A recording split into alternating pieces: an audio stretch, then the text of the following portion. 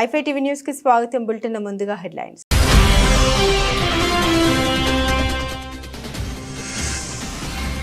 America గడ్డపై ప్రధాని మోదీ సంచలన ప్రకటన. అక్రమ వలసదారుల్ని వెనక్కి తీసుకురావడంపై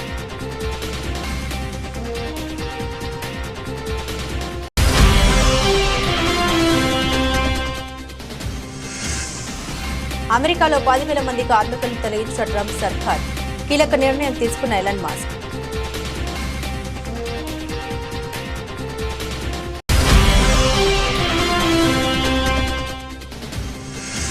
మహాకుంభమేళా మరో రికార్డ్. చరిత్ర తిరగరాస్తున్న త్రివేణి సంగమం.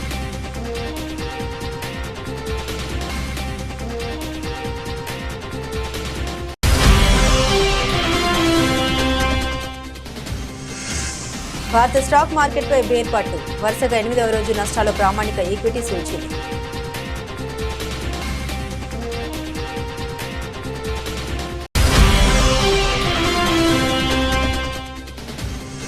మహిళల ప్రీమియర్ లీగ్ 3వ సీజన్కు అదిరే ఆరంభం.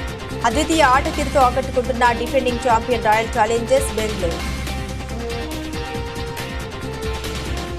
ప్రధాని నరేంద్ర మోదీ అమెరికాలో పర్యటించారు. ఈ సందర్భంగా ఆ దేశ అధ్యక్షుడు డొనాల్డ్ ట్రంప్తో భేటీ అయ్యారు. వీరి భేటీలో ఇరు దేశాలకు సంబంధించి పలు వాణిజ్య, రక్షణ రంగానికి చెందిన అంశాలపై చర్చ జరిగింది. రెండు దేశాల మధ్య వాణిజ్య లోటు భర్తీ చేసేలా, అమెరికా నుండి మరింత చమురు గ్యాస్ కొనుగోలు చేసేలా రెండు దేశాల మధ్య ఒప్పందం కుదిరింది. భారత రక్షణ రంగాన్ని మరింత బలోపేతం చేసేలా అమెరికా నుండి మిలిటరీ ఉత్పత్తుల విక్రయాలను పెంచుతామని ట్రంప్ పేర్కొన్నారు. అయితే ట్రంప్ మోదీ మీడియా సమావేశంలో సంయుక్తంగా పాల్గొని మాట్లాడారు.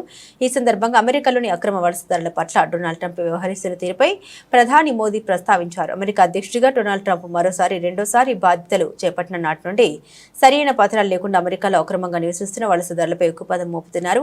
అక్రమ వలసదారుల్ని గుర్తించి వారి చేతులకు సంఖ్యలు, కాళ్లకు గొలుసులు వేసి ప్రత్యేక సైనిక విమానాల ద్వారా వారి దేశాలకు పంపిస్తున్నారు. ఈ క్రమంలో సరైన పత్రాలు లేకుండా అమెరికాలో అక్రమంగా నివసిస్తున్న 104 మంది భారతీయులను ప్రత్యేక విమానంలో అమెరికా నుండి పంపించి వేశారు. కొద్ది రోజుల క్రితమే ఆ విమానం అమృత్సర్కు చేరుకుంది. ఫిబ్రవరి 15న అక్రమ వలసదారులతో కూడిన మరో అమెరికా సైనిక విమానం అమృత్సర్కు రాబోతున్నట్లు సమాచారం. అమెరికా లేఖల ప్రకారం చట్టపరమైన పత్రాలు లేకుండా దాదాపు 18,000 మంది భారతీయులు అమెరికాలో నివసిస్తున్నారు. వారందరినీ తిరిగి ఇండియాకు పంపించేలా ట్రంప్ ప్రభుత్వం చర్యలు చేపట్టింది. ఈ అంశంపై అమెరికాలో పర్యటిస్తున్న ప్రధాని నరేంద్ర మోదీ మీడియా ముందు ప్రస్తావించారు. ఒక దేశంలోకి చట్టవిరుద్ధంగా ప్రవేశించిన వారికి అక్కడ నివసించే హక్కు లేదని ప్రధాని నరేంద్ర మోదీ అన్నారు. చట్టవిరుద్ధంగా అమెరికాలో నివసిస్తున్న భారతీయుల్ని స్వదేశానికి తీసుకొస్తామని తెలిపారు. అమెరికాలో అక్రమంగా నివసిస్తున్న భారతీయులను స్వదేశానికి తీసుకొస్తాం. మానవ అక్రమ రవాణాను అడ్డుకోవడానికి ప్రయత్నాలు జరగాల్సి ఉంది. ఒక దేశంలోకి చట్టవిరుద్ధంగా ప్రవేశించిన వారికి అక్కడ నివసించే హక్కు ఉండదు. ఈ విధానం ప్రపంచం అంతటికీ వర్తిస్తుందని మోదీ పేర్కొన్నారు. డబ్బు, ఉద్యోగాలు ఆశ చూపి కొంతమంది యువత పేదరికంలో ఉన్న వారిని మోసం చేస్తున్నారు. అలా వారు అక్రమ వలసదారులుగా మారుతున్నారు. వారికి తెలియకుండానే మానవ అక్రమ రవాణా కూపంలోకి వెళ్తున్నారని మోదీ అన్నారు. అలాంటి వాటిని సమూలంగా నిర్మించాల్సిన అవసరం ఉంది. ఈ ప్రయత్నాలు భారత్కు ట్రంప్ పూర్తి సహకారం అందిస్తారని ఆశిస్తున్నామని మోదీ పేర్కొన్నారు. అమెరికాలో ఉద్యోగాల కోత మొదలైంది. ప్రభుత్వ ఖర్చుల్ని తగ్గించుకోవడంలో భాగంగా అధ్యక్షుడు డొనాల్డ్ ట్రంప్, ఆయన సలహాదారు డోజ్ చీఫ్ ఎలన్ మస్క్ నిర్దాక్షిణ్యంగా వ్యవహరిస్తున్నారు. ఇప్పటికే 75,000 మందికి స్వచ్ఛందంగా ఉద్యోగ విరమణ చేయాలని ఆదేశాలు జారీ చేసిన ట్రంప్ సర్కార్ తాజాగా వివిధ ఏజెన్సీల్లో పనిచేస్తున్న 9,500 మందికి పైగా కార్మికులపై వేటు వేసింది. తొలగింపులకు గురైన వారిలో ఫెడరల్ భూముల వ్యవహారాలు చేసే కార్మికులు, మిలిటరీ ప్రముఖుల కేర్ పనులు చేసే ఉద్యోగులు ఉన్నారు. అదేవిధంగా ఇంటీరియర్ డిపార్ట్మెంట్లో ఎనర్జీ, వెటరన్స్ అఫైర్స్, వ్యవసాయం, హెల్త్ అండ్ హ్యూమన్ సర్వీసెస్ ఉద్యోగులు కూడా ఉన్నట్టు తెలుస్తుంది. కాగా ఫెడరల్ ఏజెన్సీలన్నింటినీ అమెరికా వదిలించుకోవాల్సిన సమయం వచ్చేసిందని ఇప్పటికే ఎలన్ మస్క్ ప్రకటించారు. ప్రభుత్వ పనితీరును సమూలంగా పునర్వ్యవస్థీకరించడంలో భాగంగా ఈ చర్య తప్పదని స్పష్టం చేశారు. వృధా ఖర్చుల తగ్గింపు, సామర్థ్య పెంపు కోసం ఏజెన్సీల సామూహిక మూసివేతలు తప్పవన్నారు. ఇందులో భాగంగా ఫెడరల్ వర్క్స్ ఫోర్స్ లో పరిమాణాన్ని తగ్గించేందుకు ప్రొబేషనరీ ఏడాది కంటే తక్కువ అనుభవం ఉన్న ఉద్యోగులను తొలగించాలని మస్క్ ఆదేశాలు జారీ చేశారు. అన్ని విభాగాల్లో ప్రొబేషనరీ ఉద్యోగులను తొలగించాలని ఏజెన్సీలకు స్పష్టం చేశారు. అయితే ఉద్యోగాల కోతలు విధించే వాటిలో law enforcement, national security, immigration విభాగాలకు ఎగ్జిక్యూటివ్ ఆర్డర్లో మినహాయింపు ఇచ్చారు. పోస్టల్ సేవలు మినహాయించి అమెరికాలో దాదాపు 23 లక్షల మంది ప్రభుత్వ ఉద్యోగులున్నారు. వీరంతా వివిధ ఏజెన్సీలో పనిచేస్తున్నారు. ఫెడరల్ శ్రామిక శక్తిలో భద్రతా సంబంధిత ఏజెన్సీలు ఎక్కువగా భాగాన్ని కలిగి ఉన్నాయి. కానీ అమెరికా వ్యాప్తంగా లక్షలాది మంది ప్రజలు మాజీ సైనికుల ఆరోగ్య సంరక్షణను, వ్యవసాయాన్ని పర్యవేక్షించడం, ప్రభుత్వ బిల్లులు చెల్లించడం వంటి ఇతర ఉద్యోగాల్లో పనిచేస్తున్నారు. అమెరికాలో ప్రభుత్వ ఉద్యోగుల సంఖ్యను తగ్గించేందుకు ఇప్పటికే ట్రంప్ బైఅవుట్ ప్యాకేజీతో ఆఫర్ ప్రకటించారు. దీని కింద ఫిబ్రవరి 6లోగా ఉద్యోగాలు స్వచ్ఛందంగా వదులుకున్న వారికి 8 నెలల జీతం ఇస్తామని తెలిపారు. అయితే ఈ విషయంలో ఫెడరల్ కోర్టులో ట్రంప్కు ఎదురుదెబ్బ తగిలింది. బైఅవుట్ ఆఫర్ను ఫెడరల్ కోర్టు న్యాయమూర్తి నిలిపివేశారు. ప్రయాగ్రాజ్లోని గంగా యమున సరస్వతి నదుల సంగమ స్థానంలో శుక్రవారం అంటే ఫిబ్రవరి 14వ తేదీన ఒక్కరోజే 92 లక్షల మందికి పైగా భక్తులు పుణ్య స్నానాలు చేశారని పేర్కొంది. భారత్, చైనాలు మినహా మిగతా దేశాల జనాభా కంటే ఈ సంఖ్య ఎక్కువ. America, Russia, Indonesia, Brazil, Pakistan, Bangladesh లాంటి దేశాల జనాభా కూడా 50 కోట్ల కంటే తక్కువే అని ఉత్తరప్రదేశ్ సర్కార్ తెలిపింది. ఫిబ్రవరి 26 వరకు మహాకుంభమేళ కొనసాగనుంది. ఇప్పటి వరకు మరిన్ని కోట్ల మంది భక్తులు పుణ్యస్నానాలు ఆచరించనున్నారు. ఇందుకోసం ఉత్తరప్రదేశ్ ప్రభుత్వం అన్ని రకాల ఏర్పాట్లు చేసింది. జనవరి 29వ తేదీన త్రివేణి సంగమంలో తొక్కిసలాట ఘటన జరగగా పలువురు భక్తులు చనిపోయారు. ఆయన పుణ్యస్నానాల కోసం తరలివచ్చే భక్తుల సంఖ్య ఏమాత్రం తగ్గలేదు. కాగా కుంభమేళ ఏర్పాట్లకి 1500 కోట్ల పెట్టుబడి పెడితే 3 లక్షల కోట్ల రాబడి వచ్చిందని సీఎం యోగి ఆదిత్యనాథ్ స్వయంగా ప్రకటించారు. కుంభమేళాకు వస్తున్న భక్తుల సంఖ్యతో ఈ కార్యక్రమం grand success అయిందన్నారు.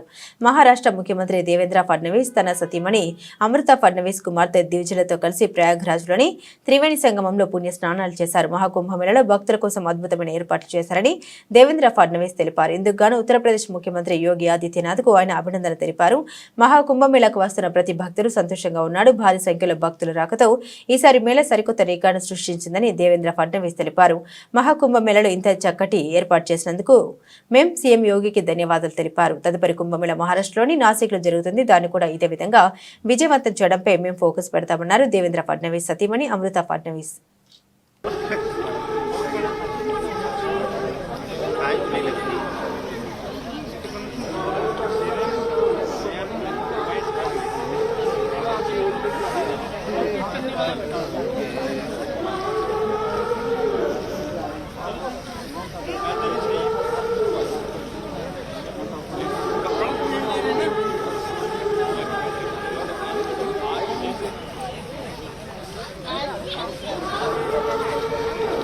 Denduluru TDP MLA Chintamaneni Prabhakar పై ముఖ్యమంత్రి నారా చంద్రబాబు నాయుడు తీవ్ర అసహనాన్ని వ్యక్తం చేశారు.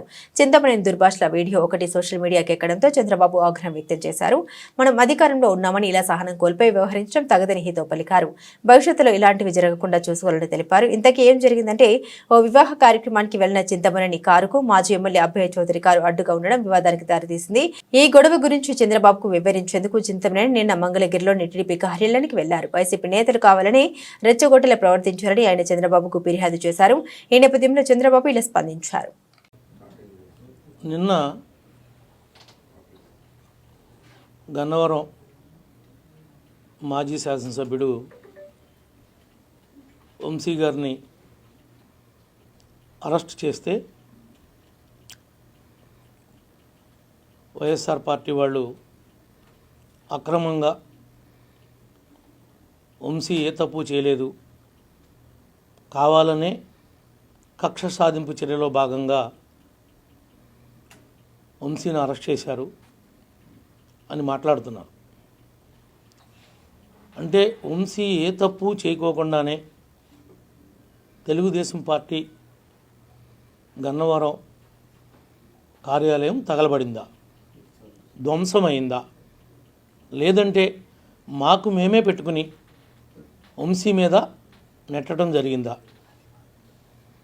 ఈ విషయాలన్నీ ఆ రోజున మీరు అధికారంలో ఉన్నప్పుడు మీ అధికారాన్ని అడ్డం పెట్టుకుని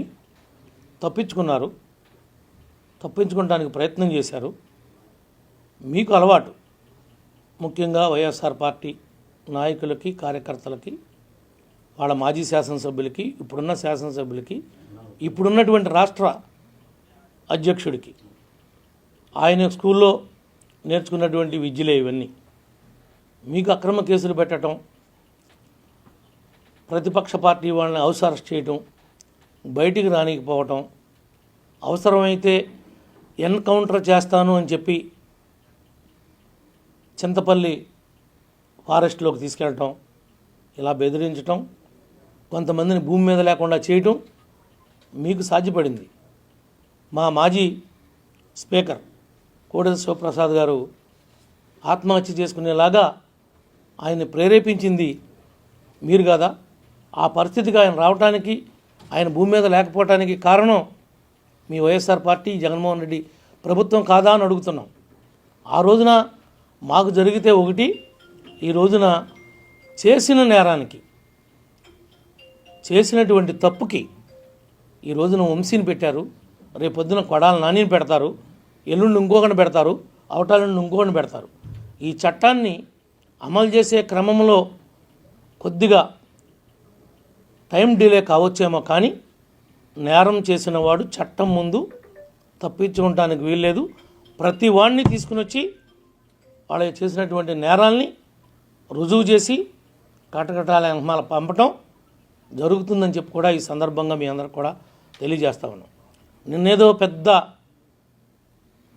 పోటుగాళ్ళలాగా అంబటి రాంబాబు, మీకు తెలుసు కదా రాంబాబు అంటే అంబటి, రాత్రిపూటేమో ఆయన కామబాబు, పగలపూటేమో రాంబాబు. ఈయన చెప్తున్నాడు నీతి కౌరులు మహాత్మా గాంధీ దగ్గర నేర్చుకుని వచ్చినట్లుగా.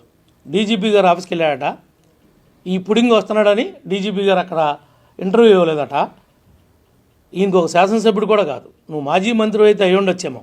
కనీసం నీకు పోలవరంలో నీకు మంత్రి ఇచ్చి ఇంకా దిగదారు చేశాడు పోలవరం ప్రాజెక్ట్ని జగన్. దేనివల్ల నీకు క్యూసిక్కి దీనికి తేడా తెలియనటువంటి, టీఎంసీకి తేడా తెలియనటువంటి మనిషివి. క్యూసిక్స్ అంటే ఏంటో, టీఎంసీస్ అంటే ఏంటో కనీసం ఆ వ్యత్యాసం కూడా తెలుసుకోకుండా ఆ శాఖ మంత్రిగా ఉండి పోలవరాన్ని పడుకోబెట్టి గైడ్ బండి పోయి అనేక విధాలుగా దాన్ని సర్వనాశనం చేసింది జగన్మోహన్ రెడ్డి ప్రభుత్వం. ఇంకా రాంబాబు గురించి చెప్పాలంటే మాటలతో చెప్పేది కాదు. ఇవాళ కోడెల గారు లేకపోవడానికి కూడా కారణం రాంబాబు పెట్టినటువంటి ఆ రోజున ఆ యొక్క హెరాస్మెంట్ వల్లే అన్ని కేసులు పడి ఇంత బతికి నేను ఇంకా భూమి మీద ఉండాలా అని ఆయనగానే ఆత్మహత్య చేసుకునే విధంగా ప్రేరేపించారు. ఆ రోజునే ఈ రోజున కంప్లైంట్ ఇచ్చి అయినా సరే నీ మీద 306 కట్టాలి. ఆ యొక్క చనిపోవడానికి ఆయన కారణం పరోక్షంగా నువ్వు నీ జగన్మోహన్ రెడ్డి కాబట్టి మీ ఇద్దరి మీద 306 కట్టాలని చెప్పి నేను డిమాండ్ చేస్తా ఉన్నా ఈ ప్రభుత్వాన్ని. నిజంగా మీరిద్దరూ ఆ సెక్షన్ కింద నేరస్తులుగా మిగులుతారని చెప్పి కూడా ఈ సందర్భంగా నేను గుర్తు చేస్తున్నా. ఇవాళ ఏదో ఈయన వచ్చాడట, డీజీపీ గారికట తెలియాలట మా మాజీ మంత్రులు, అప్పుడున్నటువంటి శాసనసభ్యులు స్వయంగా డీజీపీ గారిని కలవటానికి వెళ్తేనే మీ ప్రభుత్వంలో అపాయింట్మెంట్ ఇవ్వకోకుండా, గేట్లలోంచి రాకోకుండా వెనక్కి తిప్పి పంపిన సంఘటనలు అనేకం. నీ డీజీపీ ఆఫీస్ పక్కన ఉన్నటువంటి మా రాష్ట్ర కేంద్ర పార్టీ ఆఫీస్ ఉంటే దాన్ని ధ్వంసం చేస్తుంటే రక్తం గారి మా దాంట్లో ఉన్నటువంటి మా ఉద్యోగస్తులు నాయకులు పరుగులు పెడుతుంటే అల్లాడిపోతుంటే ఆ రోజున డీజీపీ ఏమయ్యాడు, ఆ రోజున ముఖ్యమంత్రి ఏమయ్యాడు? యాదాద్రి భువనగిరి జిల్లా ఖమ్మంలో జరిగే బీసీ రౌండ్ టేబుల్ సమావేశానికి పర్యటక వెళ్తున్న ఎమ్మెల్సీ కవితకు చౌటుప్పల్ పట్టణ కేంద్రంలో మునుగోడు నియోజకవర్గ ఇన్ఛార్జ్ కూసుకుంట్ల ప్రభాకర్ రెడ్డి ఆధ్వర్యంలో ఘన స్వాగతం పలికారు బీఆర్ఎస్ పార్టీ కార్యకర్తలు. అనంతరం కవిత మీడియాతో మాట్లాడారు. నేడు ఖమ్మం జిల్లాలో జరుగుతున్న బీసీ రౌండ్ టేబుల్ సమావేశానికి వెళ్తున్నాను. మునుగోడు నియోజకవర్గం ఘన స్వాగతం పలికారు. మునుగోడు నియోజకవర్గంలో రాజగోపాల్ రెడ్డి అధికారంలో ఉన్నారు. ఈ ప్రాంత ట్రిబుల్ ఆర్ రైతులు చాలా ఇబ్బందులు పడుతున్నారు. ట్రిబుల్ ఆర్ రైతులకు గతంలో ముఖ్యమంత్రి రేవంత్ రెడ్డి అండగా ఉంటారని తెలిపారు. ఈరోజు ఖమ్మం జిల్లాలో జరుగుతున్నటువంటి బీసీ రౌండ్ టేబుల్ సమావేశానికి హాజరవడానికి వెళ్తూ మార్గం మధ్యలో మరి మునుగోడు నియోజకవర్గంలో చౌటుప్పల్ మండలంలో మా నాయకులను అందరినీ కూడా కలవడానికి ఆగడం జరిగింది.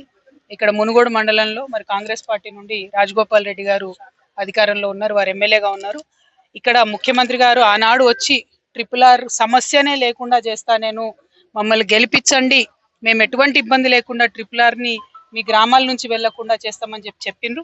కానీ గెలిచి 14 నెలలు అవుతున్న ట్రిపుల్ ఆర్కి సంబంధించినటువంటి బాధితులకు ఎవరికైతే ముఖ్యమంత్రి గారు మాట ఇచ్చారో ఇంతవరకు వాళ్ళు 2000 మంది పైచిలుకుతో కలెక్టరేట్ ముట్టడి చేసినా కూడా కనీసం వాళ్ళని పిలవడం కానీ మాట్లాడడం కానీ చేయకపోవడం అన్నది దారుణం.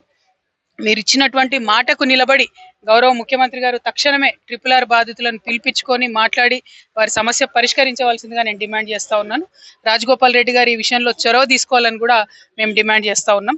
మరి మునుగోడులో ఉన్నటువంటి అందరికీ కూడా విజ్ఞప్తి చేసేది ఒకటే, తెలంగాణ రాష్ట్రం తెచ్చుకున్నదే, అందరూ బాగుండాలి, అందరం కూడా చక్కగా ఉండాలనే విషయంలోనే.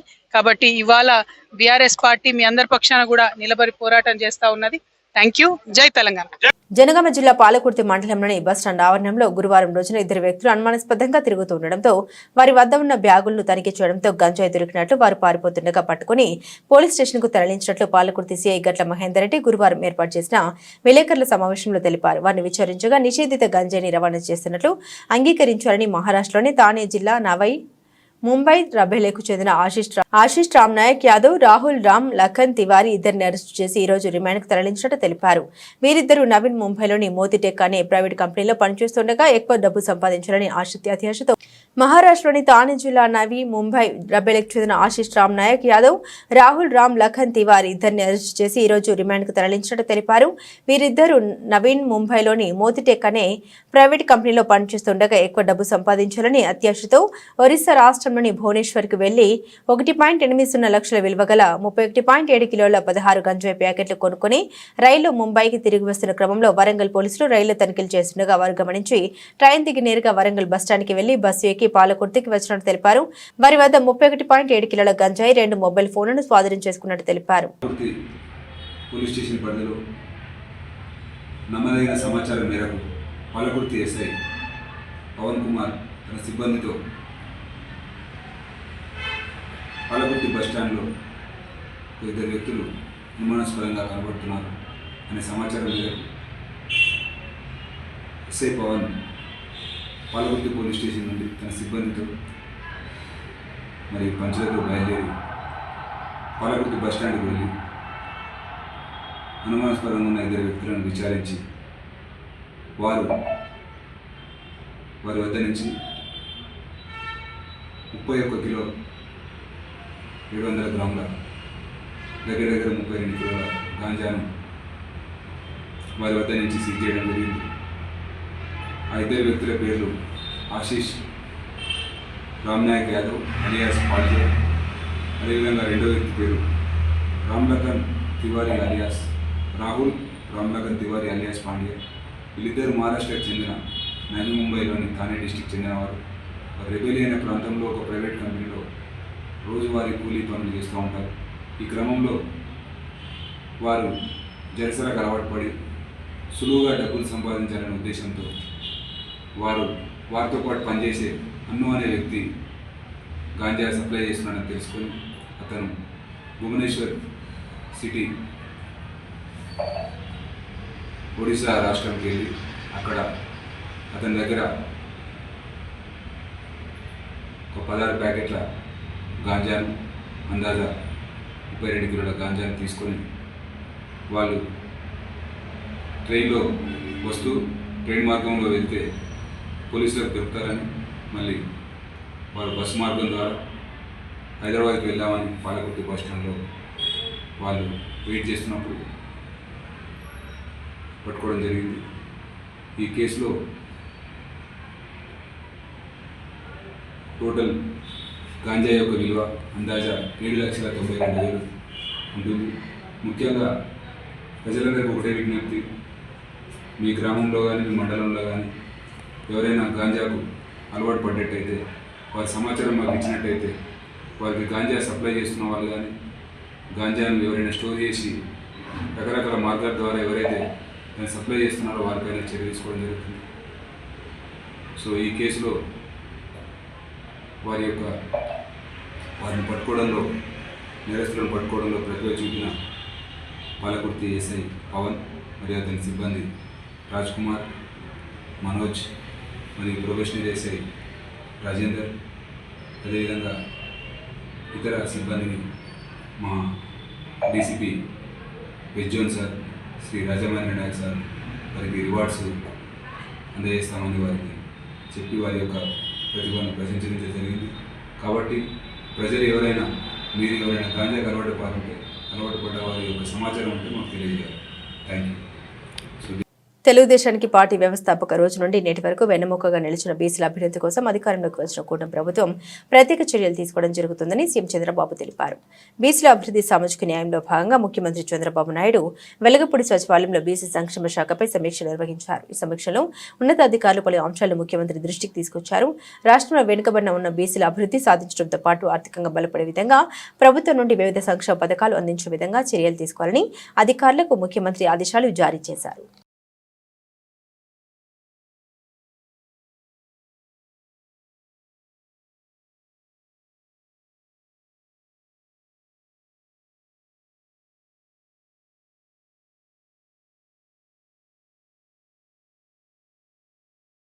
భద్రాద్రి కొత్తగూడెం జిల్లా భద్రాచలం శివారు ప్రాంతంలో పట్టణానికి ఆనుకుని ఉన్న ఆంధ్రాలో కలిసిన చాలా ఎకరాల ప్రభుత్వ భూములు గత కొంతకాలంగా ఆక్రమణకు గురయ్యాయి.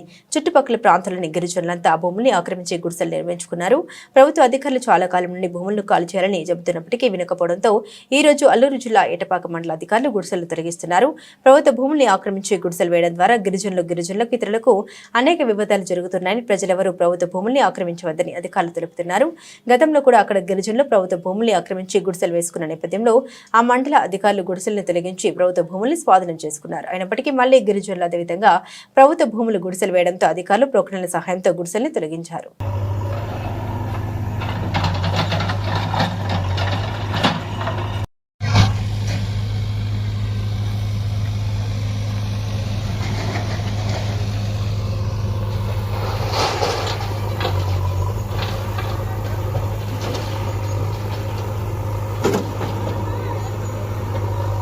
ఒక్కసారి అంటే నమ్మి 5 ఏళ్లు అధికారం ఇచ్చిన ప్రజలకు వైసీపీ అధినేత జగన్మోహన్ రెడ్డి నరకం చూపెట్టారని విద్యుత్ శాఖ మంత్రి గొట్టిపాటి రవికుమార్ విమర్శించారు. అద్దంకి నియోజకవర్గ పరిధిలోని కొర్షపాడు మండలంలో గుండ్లకమ్మ ప్రాజెక్టు ముంపుకు గురైన ఎర్రబాలెం గ్రామంలో మంత్రి గొట్టిపాటి శుక్రవారం పర్యటించారు. కూటమి ప్రభుత్వం ఏర్పడిన తర్వాత యుద్ధ ప్రాతిపదికన 20 లక్షల వ్యయంతో నూతనంగా నిర్మించిన సీసీ రోడ్లు, సైడ్ డ్రైన్లను ఈ సందర్భంగా మంత్రి ప్రారంభించారు. అద్దంకి నియోజకవర్గ పరిధిలోని 7 ముంపు గ్రామాల ప్రజలతో సమావేశమై వారి సమస్యలను అడిగి తెలుసుకున్నారు. గుండ్లకమ్మ ముంపు గ్రామంలో రోడ్లు, త్రాగునీరు, పాఠశాలలు, దేవాలయాల నిర్మాణంతో పాటు ఇతర మౌలిక సదుపాయాలను వెంటనే కల్పించాలని సంబంధిత అధికారులకు ఆయన ఆదేశాలు జారీ చేశారు. ముంపు గ్రామాల నిర్వాసితులకు ఎప్పుడు ఏ అవసరం వచ్చినా తాను అండగా ఉంటామని మంత్రి గొట్టిపాటి హామీ ఇచ్చారు. ముఖ్యమంత్రి చంద్రబాబు నాయుడు నేతృత్వంలోని కూటమి ప్రభుత్వం ముంపు గ్రామాలను ఆదుకుంటుందని హామీ ఇచ్చారు. పట్టభద్రుల నిరుద్యోగులు, యువత భవిష్యత్తుకు పునాదిని అవుతానని కరీంనగర్, నిజామాబాద్, ఆదిలాబాద్, మెదక్ పట్టభద్రుల బహుజన సమాజ్ పార్టీ ఎమ్మెల్సీ అభ్యర్థి డాక్టర్ పులి ప్రసన్న హరికృష్ణ అన్నారు. కరీంనగర్ ప్రెస్ భవన్లో ఏర్పాటు చేసిన మీడియా సమావేశంలో మాట్లాడారు. ఈ ఎన్నికల్లో వారు మానసిట్ కావాలని, అది ప్రసన్న హరికృష్ణ గెలుపుగా ఉండాలన్నారు. 25 ఏళ్లుగా విద్యార్థుల జీవితాలతో ఆడుకుని వారి తల్లిదండ్రులు ఫీజుల పేరుతో నిలువు దోపిడీ చేశారు. ఇప్పుడు కొత్త వెలుగు తీసుకొస్తామని మభ్యపెడుతూ పబ్బం గడుపుకోవాలని చూస్తున్నారన్నారు. బహుజన సమాజ్ పార్టీ రాష్ట్ర అధ్యక్షుడు మందా ప్రభాకర్, కరీంనగర్ జిల్లా అధ్యక్షుడు నల్లాల శ్రీనివాస్ తదితరులు పాల్గొన్నారు. ఇదే ప్రాసెస్ ఏదైతే ఉందో ఒక గ్రాడ్యుయేట్ ఎమ్మెల్సీ కొనసాగించాలి. ఏవైతే సమాజం లోపల పట్టభద్రులకు సంబంధించిన సమస్యలు ఉన్నాయో వీటిని ఒక నిర్మాణాత్మకమైన రీతి లోపల ప్రభుత్వానికి తీసుకెళ్లాలి. ప్రభుత్వానికి సమస్యలను తీసుకెళ్లడమే కాదు, ఆ సమస్యకు సంబంధించినటువంటి డిఫరెంట్ డైమెన్షన్స్ లోపల సొల్యూషన్స్ కూడా ఇవ్వాలి, అడ్వైజెస్ ఇవ్వాలి, అదేవిధంగా సజెషన్స్ కూడా గ్రాడ్యుయేట్ ఎమ్మెల్సీ ఇవ్వాలి అనేటువంటి లక్ష్యంతో నేను పనిచేస్తున్నాను. వాస్తవానికి డాక్టర్ బిఆర్ అంబేద్కర్ గారి భారత రాజ్యాంగం లోపల పేర్కొన్నటువంటి ఆర్టికల్ 169 కూడా శాసన మండలి ఏర్పాటు కోణం లోపల ఇదే చెప్తుంది. అంటే విభిన్న రంగాలకు సంబంధించినటువంటి ఎవరైతే నిష్ణాతులు ఉన్నారో, అంటే టీచర్ రంగానికి సంబంధించినటువంటి టీచర్ సమస్యల పట్ల టీచర్ ఎమ్మెల్సీ, పట్టభద్రుల సమస్యలను ప్రభుత్వానికి రిప్రజెంట్ చేయడం కోసం ఈ పట్టభద్రుల ఎమ్మెల్సీ, అదేవిధంగా లోకల్ బాడీస్ యొక్క సమస్యలను రిప్రజెంట్ చేయడం కోసం లోకల్ బాడీ ఎమ్మెల్సీ, ఇట్లా రకరకాల ఎమ్మెల్సీ పదవులు మనకు శాసన మండలి వ్యవస్థ లోపల ఆర్టికల్ 169 ప్రకారం భారత రాజ్యాంగం లోపల పొందుపరచడం జరిగింది. మరొక విద్యా వ్యవస్థకు సంబంధించినటువంటి వ్యక్తిగా, పట్టభద్రుల యొక్క సమస్యలు తెలిసిన వ్యక్తిగా, ఆ సమస్యల లోపల నేను మనస్ఫూర్తిగా భాగం అయినటువంటి వ్యక్తిగా, ఆ అనుభవం ఉన్నటువంటి వ్యక్తిగా ఈరోజు నా యొక్క నామినేషన్ దాఖలు చేయడం జరిగింది. సో నేనందరికీ కూడా, ఈ 4 ఉమ్మడి జిల్లాల పట్టభద్రులందరికీ కూడా ఒకే మాట చెప్తున్నాను, మీ అందరినీ కూడా రిక్వెస్ట్ చేస్తున్నా, మీరు దయచేసి ప్రసన్న హరికృష్ణ ఈ పదవికి ఏబులా కాదా ఫిట్.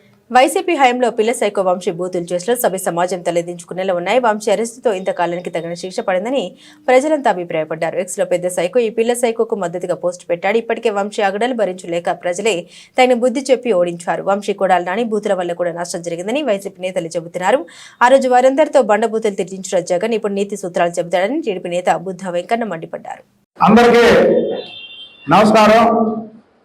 రాష్ట్రంలో జరుగుతున్న పరిస్థితులు అందరికి తెలుసు. ఏదైతే పిల్ల సైకో ఒక దళితుడని కూడా చూడకుండా అతన్ని బెదిరించి కిడ్నాప్ చేసి కోర్టులో ఉన్నటువంటి కేసుని బలవంతంగా తీసిన కేసులో పిల్ల సైకో వచ్చి అరెస్ట్ అవ్వడం, ప్రజలు ఒక సైకో బయట తిరిగితే ప్రజలకి ప్రమాదకరం, పోలీసులు అరెస్ట్ చేశారనే ప్రజలందరూ కూడా ఆనందోత్సాహాలతో ఉన్న టైంలో పెద్ద సైకోమైనటువంటి జగన్మోహన్ రెడ్డి నిన్న ఎక్స్లో మాట్లాడుతున్నాడు. అసలు జగన్మోహన్ రెడ్డి నిన్న ఎక్స్లో మాట్లాడినటువంటి తీర్పు అయితే జగన్మోహన్ రెడ్డి గురించి పరాకాష్ఠకు తెలియదు అనుకుంటున్నాను. ఎందుకంటే జగన్మోహన్ వంశీ అనే వ్యక్తి గత కొన్ని రోజులుగా బంగారం ధర నేల విడిచి ఆకాశం దిశగా పయనిస్తుంది. దేశీయ మార్కెట్లో నిన్న తొలిసారి 10 గ్రాముల బంగారం ధర 89,000 మార్కును దాటేసింది. నిన్న ఒక రోజే 1300 పెరగడంతో 10 గ్రాముల 24 క్యారెట్ల బంగారం 89,400కు చేరుకుంది. ఈ నెల ప్రారంభంలో 85,000 మార్కును తాకిన పసిడి ధర 15 రోజుల్లోనే 90,000కు చేరుకోవడం గమనార్హం. హోల్సేల్, రీటైల్, నగర వ్యాపారుల నుండి డిమాండ్ పెరగడమే ధరల పెరుగుదలకు కారణమని బులియన్ వర్గాలు చెబుతున్నాయి. ఇక హైదరాబాద్ మార్కెట్లో 24 క్యారెట్ల 10 గ్రాముల బంగారం ధర 87,160గా ఉంది. 22 క్యారెట్ల పసిడి 79,900కు చేరుకుంది. ఇక వెండి ధర కూడా నిన్న కిలోకు 2,000 పెరగడంతో 4 నెలల గరిష్టాన్ని తాకుతూ ₹1,00,000కు చేరుకుంది.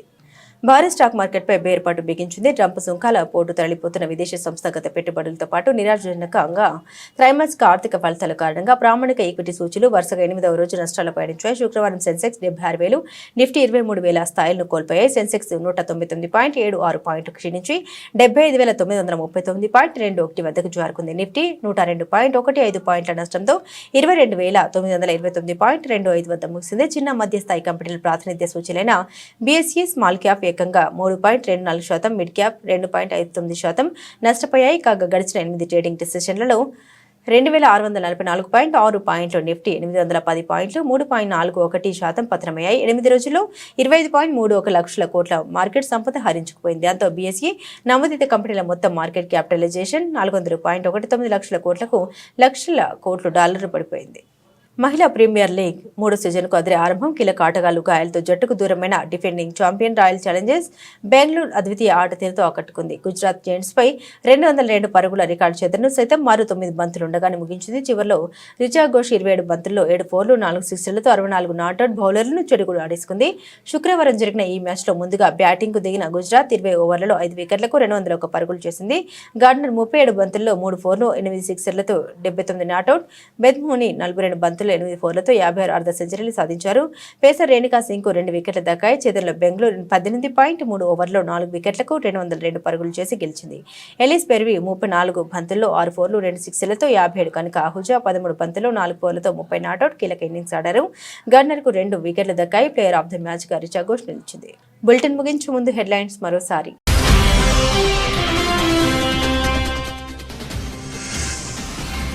అమెరికా గడ్డపై ప్రధాని మోదీ సంచలన ప్రకటన, అక్రమ వలసదారుల్ని వెనక్కి తీసుకురావడంపై.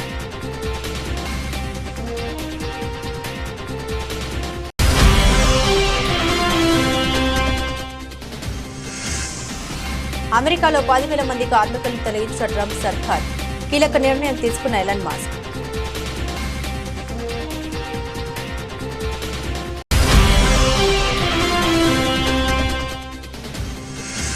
మహాకుంభమేళ మరో రికార్డ్, చరిత్ర తిరగరాస్తున్న త్రివేణి సంగమం.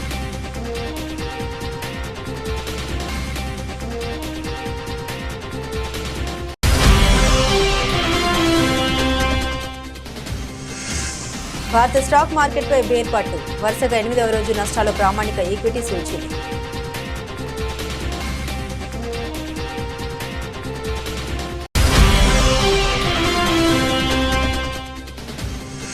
మహిళల ప్రీమియర్ లీగ్ 3వ సీజన్కు అదిరే ఆరంభం.